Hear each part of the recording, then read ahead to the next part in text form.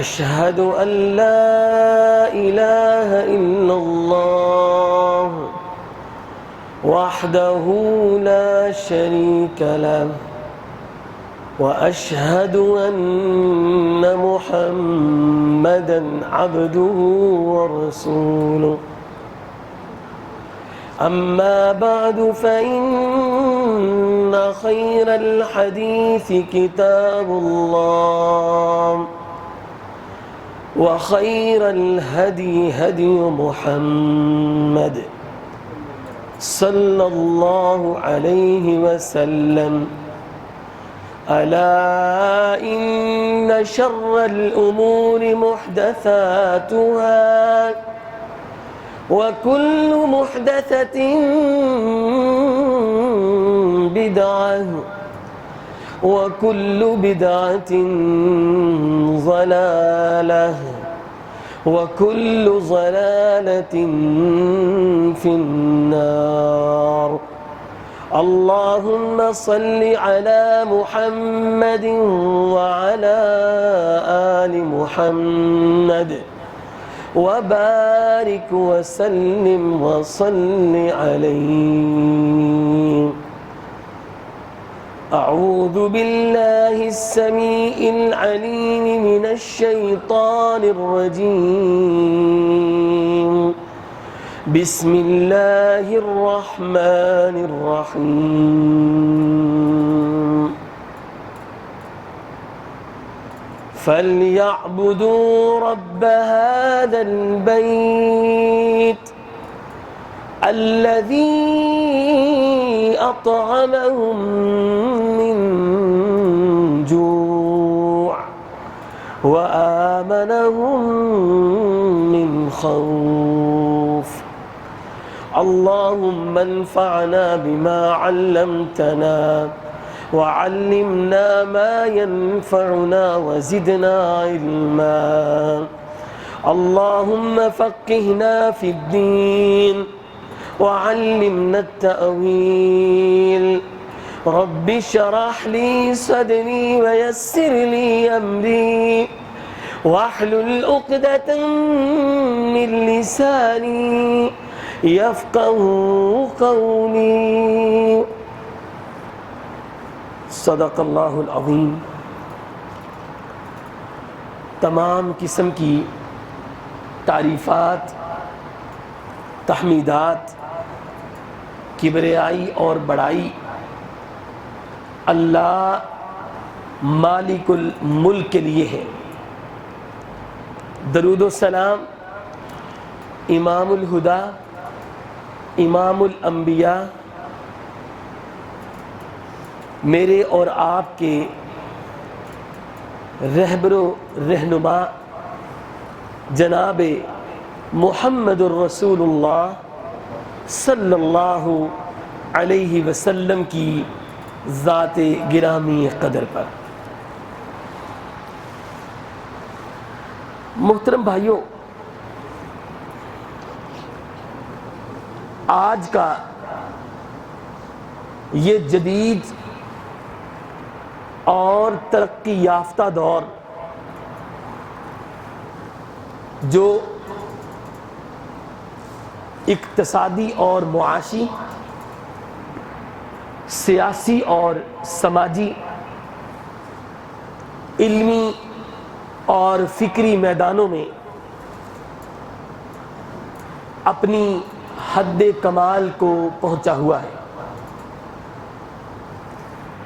اور اتنی ترقی کی منازل طے کرنے کے باوجود یہ معاشرہ آج بھی 1400 سال قبل کی طرح امن و سکون کا متلاشی نظر آتا ہے. جس طرح اس معاشرے میں انسانی جان کی کوئی قدر و قیمت نہیں تھی، بالکل آج ہمارا یہ معاشرہ بھی وہ آج سے 1400 سال قبل معاشرے کی تصویر کشی کرتا نظر آتا ہے۔ انسانوں کی عزتیں تار تار ہو رہی ہیں، مال و جائیداد محفوظ نہیں ہے، مذہبی اور فکری حوالے سے تحفظ نہیں ہے، رنگ و نسل، ذات پات اور ایک دوسرے سے اوپر جانے کا بھوت وہ ابھی تک کسی شیشے میں بند نہیں ہوا۔ لسانی اور قومی تعصب کی ہوائیں آسمان کو چھو رہی ہیں، اونچ نیچ کا فرق ابھی تک اس کا بھی خاتمہ نہیں ہوا۔ دنیا میں سوشلزم، سیکولرزم، فیمینزم، لبرلزم اور مختلف قسم کے جدید نظریات پیش ہوئے، لیکن کوئی بھی نظریہ اور کوئی بھی مذہب اسلام کے علاوہ ان مسائل کا حل ابھی تک نہ نکال سکا۔ یہی نہیں، دنیا میں اس وقت لیگ آف نیشن اور اسی طرح اقوام متحدہ جیسے ادارے، ان کی بنیاد اسی لیے رکھی گئی کہ یہ دنیا امن و سلامتی کا گہوارہ بن جائے، لیکن ان اداروں کے قیام کے باوجود امن و امان کی کوئی صورتحال دنیا میں نظر نہیں آتی۔ ہر طرف افراتفری ہے، اور جس کی بھینس اس کی لاٹھی کا راج جو ہے وہ قائم ہے پوری دنیا پر، کوئی کسی کو غلطی پر پوچھنے والا نہیں ہے۔ اور یہ جو موجودہ صورتحال ہے، اس صورتحال کو اور حالیہ جرائم اور جو زیادتیاں ہو رہی ہیں، اس میں اگر آپ قابو پانا چاہتے ہیں اور معاشرے کو اضطراب، بے چینی اور بد امنی سے بچانا چاہتے ہیں، تو پھر آپ کے پاس صرف ایک حل ہے، اور وہ ہے اسلامی قوانین اور اسلامی حدود و تعزیرات کا قیام کیا جائے، کیونکہ اسلام کے نظام عدل کو اللہ نے پسند کیا ہے، اور جو دنیا کے اندر امن کا قیام اسلامی نظام عدل کر سکتا ہے، دنیا میں کوئی اور چیز نہیں کر سکتی۔ یہی نہیں بلکہ جو اسلامی نظام عدل ہے وہ اتنا مضبوط اور اتنا زبردست نظام ہے کہ اس میں آپ سیکورٹی زیادہ کریں، قوانین کو سخت کریں اور پھر بے جا تشدد کریں، ان کی ضرورت نہیں ہے، بلکہ معاشرہ جب اسلامی نظام عدل پر اور اسلامی نظام قانون پر استوار ہو جاتا ہے تو پھر قوانین سخت کرنے کی اور سیکورٹی کے اندر اضافہ کرنے کی اور مختلف قسم کے جناب یہ فلاں پولیس ہے، یہ فلاں محکمہ ہے، یہ فلاں محکمہ ہے، یہ فلاں محکمہ ہے، پھر ان چیزوں کی بھی ضرورت ہے نہیں رہتی، کیونکہ اللہ نے اس نظام کے اندر برکت ہی اتنی رکھی ہوئی ہے۔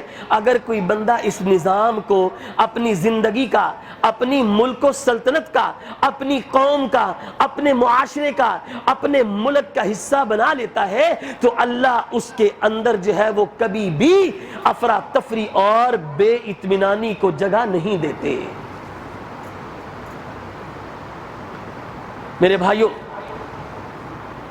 اسی تصویر کا ایک رخ موٹر وے پر حالیہ جو اجتماعی زیادتی کا واقعہ پیش آیا وہ بھی ہمارے سامنے ہے۔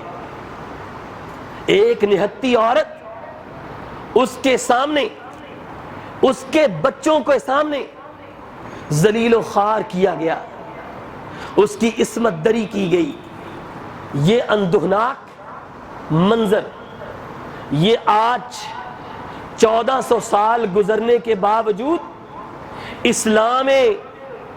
اسلامی جمہوریت کے اندر یہ واقعہ اس بات کی عکاسی کرتا ہے کہ ہم مسلمان ہونے کے باوجود جاہلیت کے معاشرے میں زندگی گزار رہے ہیں۔ میرے بھائیوں، اگر آپ ان اجتماعی زیادتیوں، چوری اور ڈکیتی اور ملک کے اندر مذہبی فسادات اور ایک دوسرے کا قتل عام، جلاؤ گھیراؤ اور اسی طرح لوگوں کی عزتوں کو تار تار کرنا، اگر ان چیزوں پر قابو پانا چاہتے ہیں تو پھر آپ کے لیے اللہ نے جو نظام منتخب فرمایا ہے اس نظام کو نافذ کر دیں۔ رب کریم انشاءاللہ العزیز ساری اصلاحیں لے کر آ جائیں گے۔ اسلامی معاشرے کی جو بنیاد ہے نا، میں اور آپ جس معاشرے میں رہتے ہیں اس کی بنیاد 5 چیزوں پر ہے۔ اس کی بنیاد کتنی چیزوں پر ہے؟ اسلامی معاشرے کی بنیاد کتنی چیزوں پر ہے؟ 5 چیزوں پر۔ شریعت کے اندر ان 5 چیزوں کو ضروریات خمسہ بھی کہتے ہیں اور ان 5 چیزوں کو مقاصد خمسہ بھی کہتے ہیں۔ ان میں سے پہلی چیز وہ ہے، اسلام کہتا ہے حفظ دین، دین کی حفاظت کی جائے، دین کی حفاظت کی جائے۔ سوچنے کی بات یہ ہے کہ میرے اور آپ کے اس دین اسلام کی حفاظت کس طرح ہوگی؟ اللہ نے اس کے لیے جہاد کا نظام متعارف کروایا، اور پھر اللہ نے اس کے لیے دعوت اللہ کے قیام کا حکم دیا، اور دین کا یہ جو نظام ہے اس کی حفاظت ہوگی کہ ارتداد اور بغاوت کے اوپر حدود کا نفاذ کیا جائے۔ جب آپ ان چیزوں کو اپنا لیں گے تو آپ کے دین کی حفاظت ہو جائے گی۔ یہ اللہ تعالیٰ نے دین کی حفاظت کے لیے حکم کسے دیا ہے؟ حاکم وقت کو، جو مسلمانوں کا سربراہ ہے، جو مسند پر بیٹھا ہوا ہے اور ملک کی باغ ڈور سنبھال رہا ہے۔ اس کے لیے یہ ضروری ہے کہ وہ دین کی حفاظت کرے۔ یہ اس سے قیامت کے دن اللہ جواب دہی کرے گا، اس سے پوچھے گا کہ میرے دین کی حفاظت تم نے کیوں نہیں کی؟ اور حفاظت کرنے کا ذریعہ، دین کی حفاظت کرنے کا ذریعہ جہاد ہے، دین کی حفاظت کرنے کا ذریعہ دعوت اللہ کا قیام ہے، دین کی حفاظت کرنے کا ذریعہ جو مرتد ہو جاتے ہیں، جو اسلام کے خلاف سازشیں کرتے ہیں، الہاد کی کوشش کرتے ہیں، ان کو کڑی سے کڑی سزا دی جائے۔ یہ جب عمل کیا جائے گا تو دین کی کیا ہو جائے گی؟ حفاظت ہو جائے گی۔ دوسرے نمبر پر اللہ نے کہا حفظ جان۔ بھائی حاکم وقت، تمہاری یہ ذمہ داری ہے کہ تم جس مسند پر بیٹھے ہوئے ہو اس معاشرے کے اندر لوگوں کے جان و مال کو تحفظ فراہم کرنا تمہاری ذمہ داری ہے، اور اس میں تم نے جان کی حفاظت کرنی ہے۔ جان کی حفاظت کب ہوگی؟ جب جان کے بدلے جان لی جائے، جب قتل کے بدلے قتل کیا جائے اور حدود و قصاص کا نفاذ کیا جائے، اس وقت جانوں کی حفاظت ہوگی۔ اللہ نے قرآن مجید میں کیا فرمایا ہے؟ یا ایھا الذین آمنوا کتب علیکم القصاص فی القتل، اے ایمان والو، اللہ نے تمہارے اوپر قصاص کو لازمی قرار دیا ہے۔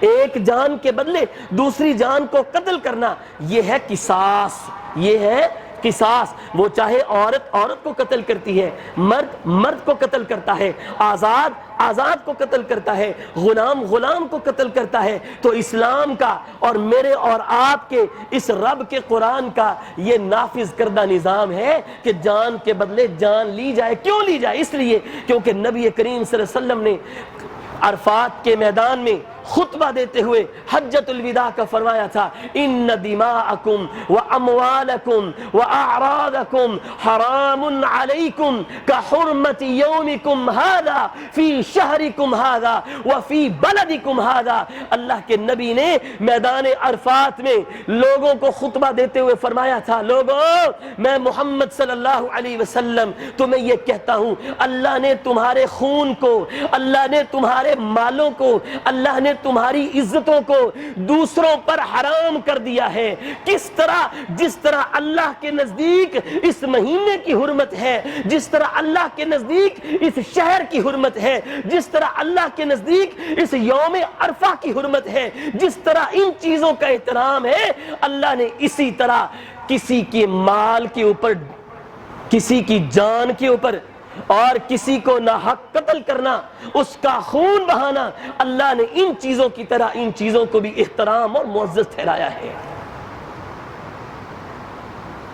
اور میرے بھائیوں، تیسری بات جو میرے اور آپ کے معاشرے کو اس کی ضرورت ہے وہ ہے حفظ مال۔ میرے اور آپ کے مال کی حفاظت ہو۔ میں اور آپ جہود و مساعی سے جو محنت کرتے ہیں اس مال کی حفاظت کرے۔ کون کرے؟ حاکم وقت۔ اور مال کی حفاظت کا رب نے طریقہ بھی بتا دیا۔ اللہ نے کہا کہ مال کی حفاظت کا طریقہ یہ ہے کہ اگر کوئی بندہ چوری کرتا ہے، آپ کے مال کے اوپر جو ہے وہ ڈاکہ ڈالتا ہے، حملہ آور ہوتا ہے، تو اللہ کہتے ہیں کیا کرو؟ السارقۃ والسارق السارق والسارقۃ فاقطعوا ایدیہما جزاء بما کسبا نکالا من اللہ۔ اللہ کہتے ہیں چوری کرنے والا مرد ہو، چوری کرنے والی عورت ہو، وہ اگر کسی کے مال کو چراتے ہیں تو اللہ نے یہ سزا کے طور پر کہا کہ ان کے ہاتھوں کو کاٹ دو۔ کس لیے؟ جزاء بما کسبا۔ پہلے نمبر پہ اس چوری کرنے والے کی سزا اس کے سامنے آئے، جس طرح کا اس نے جرم کیا ہے اس طرح کی اس کے لیے سزا ہو، اور جس ہاتھوں سے اس نے کسی کے مال کے اوپر قبضہ کرنے کی کوشش کی ہے، اس کو ملکیت میں لانے کی کوشش کی ہے، اللہ کہتے ہیں اس کی سزا یہ ہے کہ اس کا ہاتھ کاٹ دو۔ اور دوسرے نمبر پر نکالا من اللہ، جو دوسرے لوگ اس طرح کا ارادہ رکھتے ہیں یا اس طرح کا کام کرنا چاہتے ہیں ان کے لیے نشان عبرت بنانے کے لیے، تاکہ جب وہ اس طرح کا جرم کا ارتکاب کریں تو ہزار بار سوچیں کہ جس طرح وہ بندہ چور اس کے ہاتھ کٹے ہیں، کل کو ہمارے بھی ہاتھ نہ کٹ جائیں۔ جب اس طرح کا نظام ہوگا تو انشاءاللہ العزیز کیا ہوگا؟ معاشرے میں امن و اطمینان ہوگا، معاشرے میں امن و سکون ہوگا، اور یہ جو چوری چکاری اور ڈکیتی ہے اور راہ جاتے ہوئے عزتوں کو تار تار کرنا، یہ تمام جرائم کا کیا ہو جائے گا؟ خاتمہ ہو جائے گا۔ اللہ نے کہا چوتھی چیز وہ ہے حفظ عقل۔ میرے اور آپ کی عقل کی حفاظت کرنا یہ حاکم وقت کی ذمہ داری ہے۔ اور عقل کی حفاظت کس طرح ہوگی؟ اللہ نے اس کا بھی بتلا دیا۔ اللہ نے کہا یا ایھا الذین آمنوا انما الخمر والمیسر والانصاب والازلام رجس من عمل الشیطان۔ اے اہل ایمان سن لو رب کا حکم، اللہ نے تمہارے اوپر شراب کو، اللہ نے جوئے کو، اللہ نے پانسے کھیلنے کو تمہارے اوپر حرام کر دیا ہے، اس لیے کیونکہ رجس من عمل الشیطان، یہ شیطان کے پلید کام ہیں، یہ شیطان کی نجاست والے کام ہیں، اس لیے ان کو نہ کرو۔ اگر حاکم وقت عقل کی حفاظت کرے، شراب نوشی پر حد نافذ کرے جو شریعت نے مقرر کی ہے، تو معاشرے کے اندر کیا ہو جائے گا؟ امن و سکون آ جائے گا۔ پانچویں اور آخری چیز، اسلام نے کہا کہ حاکم وقت کی یہ ذمہ داری ہے۔ یہ کیا ذمہ داری ہے؟ کہ وہ حفظ عزت اور نسب، یعنی لوگوں کی عزت بھی اور لوگوں کے نسب نامے کی حفاظت کرے۔ اور لوگوں کی عزت اور نسب نامے کی حفاظت کس طرح ہوگی؟ کہ زنا کو عام نہ کیا جائے، زنا کے اوپر کنٹرول کیا جائے، اور جو لوگ اس طرح کے بدکاری والے کام کرتے ہیں انہیں سزا دی جائے۔ اور عزت کی حفاظت کس طرح ہوگی کہ کسی کے اوپر بے جا تہمت زنی نہ کی جائے، الزام تراشی نہ کی جائے، اور کسی کے اوپر بہتان ترازی نہ کی جائے۔ یہ اللہ نے لوگوں کی عزت اور لوگوں کے نسب کی حفاظت کے لیے نظام مقرر کیا۔ اور پھر اس نظام کے بدلے میں اللہ نے کہا کہ اگر کوئی بندہ یہ 5 چیزوں کے اوپر عمل کر لیتا ہے، حاکم وقت معاشرے کے اندر ان 5 چیزوں کا نفاذ کر لیتا ہے، تو رب ذوالجلال کی قسم، رب ذوالجلال کی قسم، وہ معاشرہ امن و امان کا گہوارہ بن جاتا ہے، وہ معاشرہ امن و سلامتی کی آماجگاہ بن جاتا ہے۔ اس معاشرے میں سانس لینا بھی برکت ہوتی ہے، اس معاشرے میں زندگی گزارنا بھی خیر کا باعث ہوتا ہے۔ کیوں؟ نبی کریم صلی اللہ علیہ وسلم نے فرمایا تھا، لوگوں اقامت حد من حدود اللہ خیر من مطر 40 یوما، اللہ کی حدود میں سے کسی ایک حد کو نافذ کرنا وہ دنیا کے اندر 40 دنوں کی بارش سے بہتر ہے۔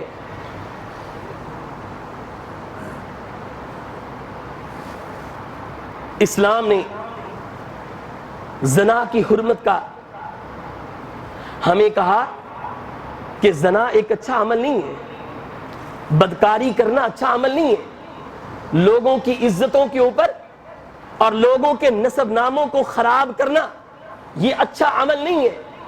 اسلام نے کہا کہ یہ عمل جاہلیت والوں کا تھا، اہل اسلام کا یہ عمل نہیں ہو سکتا۔ اللہ نے یہ میرے سامنے سورۃ الفرقان ہے، پارہ 19واں ہے، اللہ فرماتے ہیں اس کے اندر سورۃ الفرقان کے آخر میں جہاں پر اللہ نے اہل ایمان کی جو صفات ہیں وہ بیان کی، عباد الرحمن کی، اللہ اس کے اندر فرماتے ہیں کہ والذین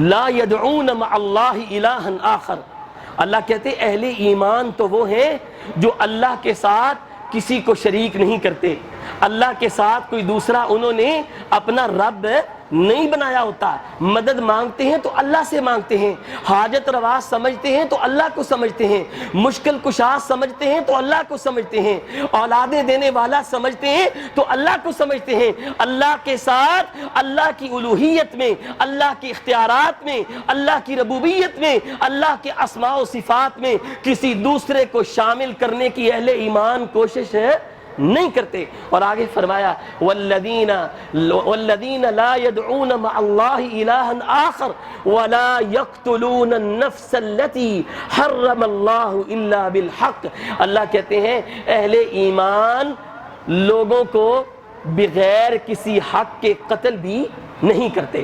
بغیر کسی حق کے قتل کرنا یہ کیا مطلب ہے؟ بغیر حق کے قتل کرنا ہوتا ہے کہ عداوت اور بغض میں کسی کو مار دینا، لیکن حق کے ساتھ قتل کیا ہوتا ہے کہ اگر کوئی بندہ کوئی بندہ قاتل ہے، وہ کسی کو قتل کرتا ہے تو اس کے بدلے میں اس کو قتل کیا جائے، اور اگر کوئی بندہ مرتد ہو جاتا ہے اس کی سزا اسلام نے قتل رکھی ہے، وہ بھی حق کے ساتھ قتل ہے۔ اور اسی طرح اگر شادی شدہ بندہ وہ اگر زنا کرتا ہے تو اسلام نے اس کی سزا کیا رکھی ہے؟ اس کو پتھر مار مار کے رجم کیا جائے اور اس کو مار دیا جائے۔ اور اسلام نے کہا جو تخریب کاری کی، فساد کی، اور جو معاشرے کے اندر امن و امان کو خراب کرنے کی، قتل و غارت کرنے کی، نہبہ زنی کی کوشش کرتا ہے، اسلام نے یہ سزا رکھی کہ انہیں بھی قتل کر دیا جائے، انہیں بھی قتل کر دیا جائے، کیونکہ وہ معاشرے کے اندر ماحول کو خراب کر رہے ہیں۔ یہ اللہ نے نظام مقرر کیا، یہ ہے حق کے ساتھ قتل کرنا۔ اس کے علاوہ اگر کسی کو کوئی قتل کرتا ہے تو وہ بغیر حق کے قتل کرتا ہے۔ اللہ نے یہ بھی اہل ایمان کی علامت اور نشانی بتلائی کہ وہ کسی کو بغیر حق کے قتل نہیں کرتے۔ اور آگے کیا فرمایا؟ اللہ نے فرمایا ولا یزنون، اہل ایمان زنا بھی نہیں کرتے، اہل ایمان زنا بھی نہیں کرتے۔ اللہ نے اس بات کو کھلے الفاظ سے بیان کر دیا کہ زنا کرنا اہل ایمان کا شیوا نہیں ہے، اہل ایمان کی علامت نہیں ہے، اہل ایمان کا طرز عمل نہیں ہے، بلکہ یہ مشرکین مکہ کا طرز عمل تھا۔ اللہ کی قسم، جس وقت اسلام نہیں آیا تھا ان کی محافل میں، ان کی مجالس میں، ان کی شراب و کباب کی اور مست و سرور کی محافل میں اور شراب میں مخمور ہو کر وہ لوگوں سے اپنی محبوبہ کی باتیں کرتے تھے اور اپنے جو زنا کیے ہوتے تھے جس طرح اس واقعات کو بھری مجالس میں فخر سے بیان کرتے تھے، یہ طرز عمل اہل مشرکین مکہ کا تھا۔ جاہلیت کے دوران یہ عمل اہل ایمان کا ہو سکتا نہیں۔ ولا یزنون، اہل ایمان زنا بھی نہیں کرتے۔ تو میرے بھائیوں، آج میرے اور آپ کے ملک کے اندر ایک ہوتا ہے چھپ کر زنا کرنا، ایک ہوتا ہے زنا بالجبر، اجتماعی زیادتی کرنا، لوگوں کے سامنے اور بچوں کے سامنے عصمت دری کر کے درندگی کا مظاہرہ کرنا۔ یہ اسلام کے بالکل نظاموں کے خلاف ہے۔ نہ عام زنا اسلام میں جائز ہے، نہ زنا بالجبر جائز ہے، اور اسلام کہتا ہے جو اس طرح کا عمل کرتا ہے اس کی عزت اور اس کے نفس کی اس مسلم معاشرے میں کوئی قدر و قیمت نہیں ہے۔ صحیح بخاری کے اندر حدیث ہے، حضرت عبداللہ بن مسعود کہتے ہیں اللہ کے رسول ای الذنب عند اللہ اکبر، اللہ کے رسول سب سے بڑا گناہ کون سا ہے؟ سب سے بڑا گناہ کون سا ہے؟ نبی صلی اللہ علیہ وسلم نے فرمایا ان تجعل للہ ندا وہو خلقک، اگر تم یہ پوچھتے ہو کہ معاشرے میں سب سے بڑا گناہ اللہ کو کون سا لگتا ہے تو وہ یہ ہے کہ تم اللہ کے ساتھ کسی کو شریک ٹھہراؤ حالانکہ اس اللہ نے تمہیں پیدا کیا ہے۔ عبداللہ بن مسعود کہتے ہیں قلت ثم ای، میں نے پوچھا اللہ کے رسول اس کے بعد اللہ کے نزدیک سب سے بڑا گناہ کون سا ہے؟ اللہ کے نبی نے فرمایا عبداللہ اس کے بعد یہ ہے کہ ان تقتل ولدک ان یطعم معک، اگر تم اپنی اولاد کو غربت و افلاس اور تنگی کی وجہ سے آ کے قتل کر دو، یا اس وجہ سے کہ یہ میرے ساتھ میرے کھانے میں یا میری جو ہے وہ تجارت میں شریک ہوں گے، اس وجہ سے انہیں قتل کر دو، یہ اللہ کے نزدیک بہت بڑا گناہ ہے۔ پھر پوچھا اللہ کے رسول ثم ای، پھر کون سا ہے؟ اللہ کے نبی نے فرمایا ان تزانی بحلیلۃ جارک، اللہ کے نزدیک تیسرا بڑا سب سے گناہ وہ یہ ہے کہ تم اپنے ہمسائے کی بیوی کے ساتھ بدکاری کرو۔ اللہ کے نزدیک کتنے بڑے گناہ ہیں؟ ذرا آپ بھائی میرا ساتھ دیں، اللہ کے نزدیک کتنے بڑے گناہ ہیں؟ کتنے؟ 3۔ کون کون سے؟ پہلا کون سا ہے؟ شرک یعنی اللہ کے ساتھ کسی دوسرے کو شریک کرنا، اور دوسرا کون سا ہے؟ دوسرا کون سا ہے؟ بولے مجھے بتائیں نا، دوسرا کون سا ہے؟ اپنی اولاد کو اس وجہ سے قتل کر دینا، خود بھی خودکشی کرنا اور بچوں کو بھی خودکشی کے اندر شامل کرنا، اس وجہ سے کہ یار یہ میرے کھانے کے اندر شریک نہ ہو جائے۔ کتنے عمل ہو گئے؟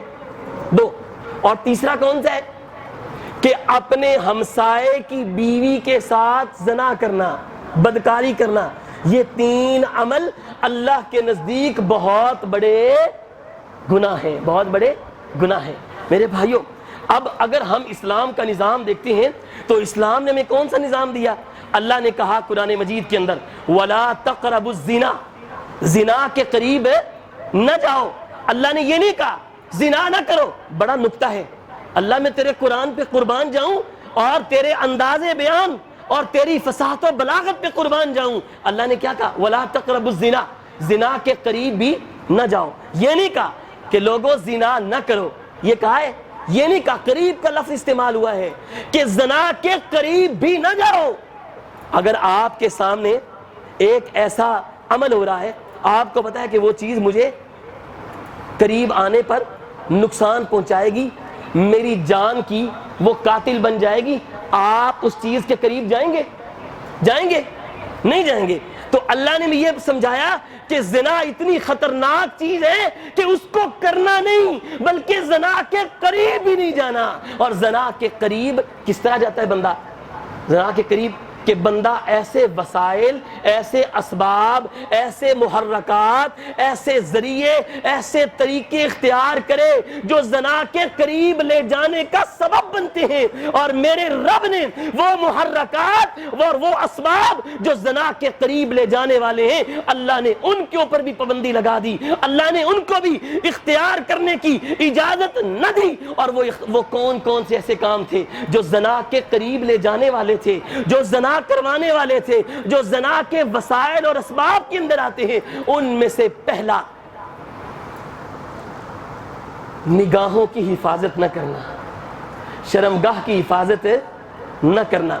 اللہ نے قرآن مجید میں فرمایا قل للمؤمنین یغضوا من ابصارہم ویحفظوا فروجہم، اے میرے نبی ان اہل ایمان مردوں سے بھی کہہ دیجئے اور عورتوں سے بھی کہہ دیجئے اپنی نگاہوں کو نیچے رکھیں، کیونکہ اللہ کے نبی نے فرمایا تھا آنکھوں کی بھی زنا ہوتا ہے، ہاتھوں کا بھی زنا ہوتا ہے، پاؤں کا بھی زنا ہوتا ہے۔ اللہ کے نبی نے فرمایا اپنی نگاہوں کو نیچا رکھو اور غیر محرم عورتوں پر نظر نہ ڈالو، اور عورتیں وہ بھی اپنی نگاہوں کو نیچے رکھیں۔ اور کس طرح ہوگی اس کا بھی طریقہ اللہ کے نبی نے بتا دیا۔ آپ نے فرمایا من استطاع منکم الباءۃ فلیتزوج، تم میں سے جو نکاح کرنے کی طاقت رکھتا ہے وہ نکاح کرے۔ اس کا فائدہ کیا ہوگا؟ معاشرہ کس طرح بچے گا؟ فَإِنَّهُ أَغَضُّ لِلْبَصَرِ وَأَحْسَنُ لِلْفَرَجِ، اللہ کے نبی نے فرمایا نکاح کرنے سے انسان کی آنکھوں میں شرم و حیا پیدا ہوتا ہے، اور بندے کی شرمگاہ، اپنی شرمگاہ بندہ اس کی حفاظت کرتا ہے۔ اللہ کے نبی نے فرمایا جو بندہ اپنے معاشرے کو ان قسم کے رذائل سے بچانا چاہتا ہے وہ کیا کرے؟ اللہ کے نبی نے یہ فرمایا کہ وہ اپنی نگاہوں کو نیچا رکھے اور اپنی شرمگاہ کی حفاظت کرے۔ اور نگاہوں کو نیچا رکھنا اور اپنی شرمگاہ کی حفاظت کرنے کے فوائد کیا ہے؟ کہ اس سے بندے کے اندر شرم و حیا پیدا ہوتی ہے۔ دوسرا کام نبی کریم صلی اللہ علیہ وسلم نے فرمایا اپنے دلوں کو صاف رکھو۔ اگر زنا جیسے بدکار عمل سے بچنا چاہتے ہو تو اپنے دلوں کو صاف رکھو۔ اس لیے اللہ کے نبی نے فرمایا الا ان فی الجسد مضغة اذا صلحت صلح الجسد كله واذا فسدت فسد الجسد كله الا وهي القلب، لوگو تمہارے جسم کے ٹکڑوں میں سے ایک ایسا ٹکڑا ہے جو اس قدر خطرناک ہے، ایک ایسا ٹکڑا ہے کہ اگر تم اس کے اوپر کنٹرول کر لو تو تمہارا سارا جسم تمہارے کنٹرول میں ہے، اور اگر اس کے اوپر کنٹرول نہیں ہے تو تمہارا سارا جسم ہی تمہارے کنٹرول سے باہر ہے۔ اللہ کے نبی نے فرمایا وہ جسم کا ٹکڑا کون سا ہے؟ الا وہی القلب، اس ٹکڑے کا نام دل ہے۔ اپنے دل کی حفاظت کریں۔ اور تیسرے نمبر پر جو زنا سے بچانے والا عمل ہے وہ ہے پردہ۔ اپنے گھروں میں، اپنے معاشرے میں، اور جہاں جہاں پر آپ رہتے ہیں وہاں پہ حجاب کا قیام کریں، شرعی پردے کا اہتمام کریں۔ اپنی بہن بیٹیوں کو اور اپنی بہوؤں کو، اپنے ماتحت عورتوں کو بازار کے اندر بھیجیں تو شرعی پردہ کرواتے ہوئے، تاکہ جو ظالم قسم کے لوگ ہیں جنہیں کسی کی حیا نہیں ہوتی، واللہ العظیم میں نے کل ایک اس معاشرے کی اندوہناک صورت کیا بیان کروں، میں نے کل ایک خبر پڑھی ہے، ایک باپ 5 مہینے تک اپنی بیٹی کے ساتھ زبردستی اجتماعی زیادتی کرتا رہا اور وہ کل پکڑا گیا ہے۔ یہ گندا معاشرہ، یہ جب تک اسلام کے نظام کو نہیں اپنائے گا اللہ کی قسم نہ گھروں میں سکون ہوگا نہ معاشرے میں اطمینان ہوگا۔ یہ کیفیت ہے اس معاشرے کی۔ کیا بیان کروں، کیا صورتحال بیان کروں، کہاں سے شروع کروں، کہاں پر ختم کروں اس معاشرے کی گندگی کو؟ خدا کی قسم میں حیران ہوتا ہوں، میرے رب نے جو نظام دیا ہے اور اس کے اوپر عمل تو کر کے دیکھو۔ اگر آپ کے گھروں میں اطمینان نہ آئے، اگر آپ کی عزتیں محفوظ نہ ہوں، میرے بھائیوں نبی کریم صلی اللہ علیہ وسلم نے فرمایا، یا اللہ فرماتے ہیں یا ایھا النبی قل لازواجک، اے نبی اپنی بیویوں سے کہہ دیجئے، وبناتک اپنی بیٹیوں سے کہہ دیجئے، ونساء المؤمنین تمام مومن عورتوں سے کہہ دیجئے، یدنین علیہن من جلابیبہن، جب گھروں سے باہر نکلیں تو پردے کا اہتمام کر کے نکلیں، اپنی عزت کو خود بچائیں۔ میرے بھائیوں مجھے یہ بتائیں، جب یہ حکم رب اپنے نبی کو دے رہا ہے اور نبی کی بیویاں ان سے بڑھ کر دنیا میں کوئی پاک دامن ہو سکتی ہے؟ کوئی ہو سکتی ہے؟ نبی کی بیٹیوں سے بڑھ کر کوئی دنیا میں پاک دامن عورت ہو سکتی ہے؟ کوئی دعویٰ کر سکتی ہے کہ میں نبی کی بیٹی فاطمہ الزہرا سے زیادہ متقی اور پرہیزگار ہوں؟ اگر اللہ کا نبی اپنی بیٹیوں کو، اپنی بیویوں کو یہ حکم دے رہا ہے کہ تم کیا کرو، وَقَرْنَ فِي بُيُوتِكُنَّ وَلَا تَبَرَّجْنَ تَبَرُّجَ الْجَاهِلِيَّةِ الْأُولَى، اور میرے نبی کی بیویوں، رب آسمان سے کہتا ہے کہ اپنے گھروں میں قرار پکڑو، زیادہ وقت اپنے گھروں میں گزارو، باہر معاشرے کے اندر، گلیوں کے اندر، روڈوں کے اوپر، بازاروں کے اندر اس طرح نہ نکلو اور جاہلیت جیسا بناؤ سنگھار بھی نہ کرو۔ یہ کون کہہ رہا ہے؟ یہ رب کہہ رہا ہے، اور کنہیں کہہ رہا ہے؟ اپنے نبی کی بیویوں کو کہہ رہا ہے۔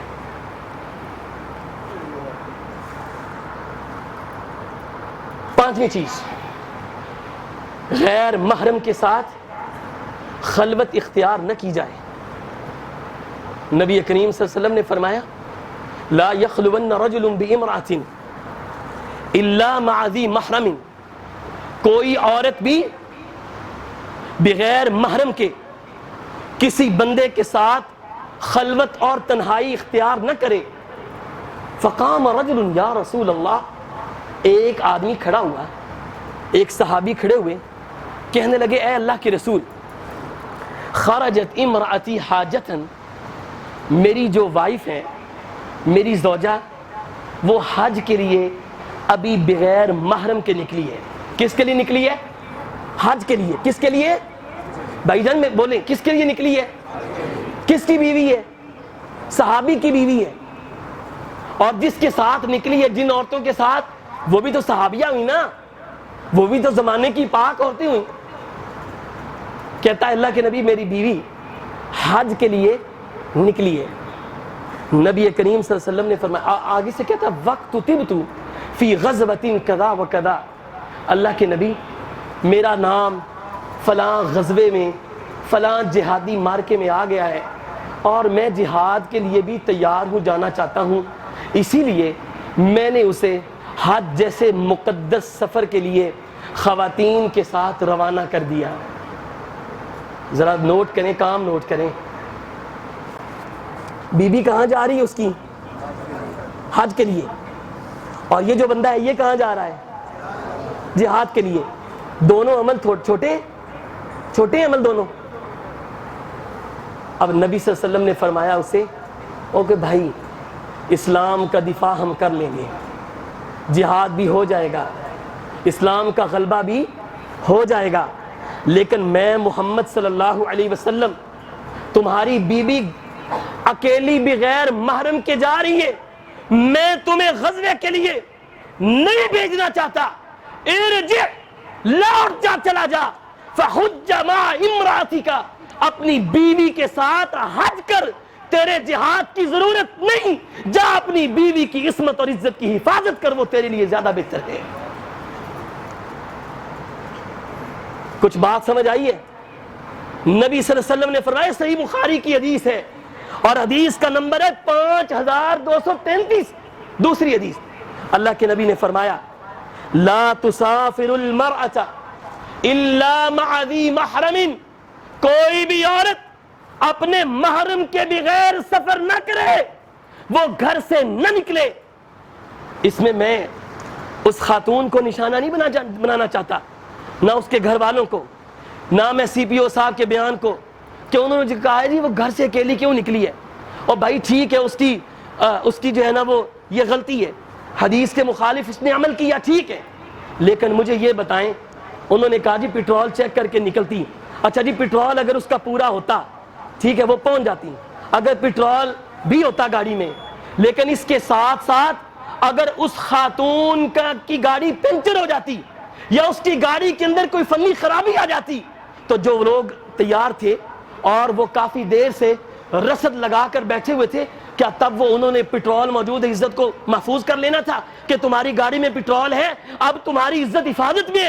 اللہ کی قسم ایسی بات نہیں ہے۔ اور میرے بھائی اور میرے حاکم وقت وزیر اعظم صاحب، میری آپ سے گزارش ہے دوسروں کو قصوروار مت ٹھہرائیں، اپنے گھر کی خبر لیں، اپنے ملک کی خبر لیں۔ اگر آپ نے اس کی حفاظت کی ہوتی، اگر آپ کے ملک میں امن و اطمینان ہوتا، تخریب کاری نہ ہوتی، چوروں کو سزائیں ملتی، نہبہ زنی کرنے والوں کو سزائیں ملتی اور قاتل کو سزا ملتی، اللہ کی قسم اگر آپ کے ملک میں حدود اللہ کا نفاذ ہوتا، تعزیرات کا نفاذ ہوتا، آپ کے ملک میں اجتماعی زیادتی پر شریعت کے مطابق سزا دی جاتی، رب کعبہ کی قسم یہ روزانہ اس طرح کے معاشرے میں واقعات کبھی بھی بڑھتے نہیں۔ قصوروار دوسروں کو ٹھہراتے ہیں، قصوروار ہم خود ہیں۔ اللہ کی قسم میں اور آپ نہیں چاہتے کہ میرے اور معاشرے کے اندر اسلام کا نظام نافذ ہو۔ جب ہم سوچتے ہیں اسلام کی سزا اتنی سخت ظالمانہ، ہاتھ کاٹ دو، گردن کاٹ دو، یہ ہے وہ، یہ نہیں سوچتے۔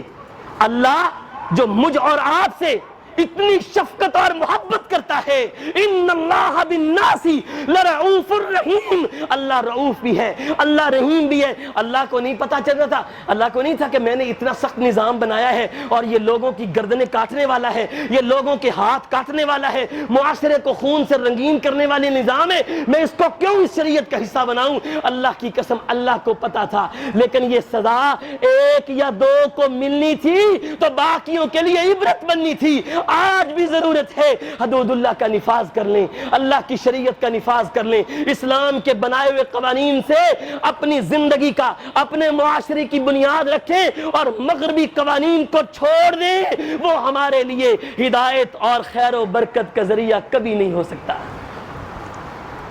اللہ رب العالمین سے دعا ہے اللہ ہماری بہن بیٹیوں کی حفاظت فرمائے، اللہ ہمارے گھروں کی حفاظت فرمائے، اللہ ہمارے معاشرے کی حفاظت فرمائے۔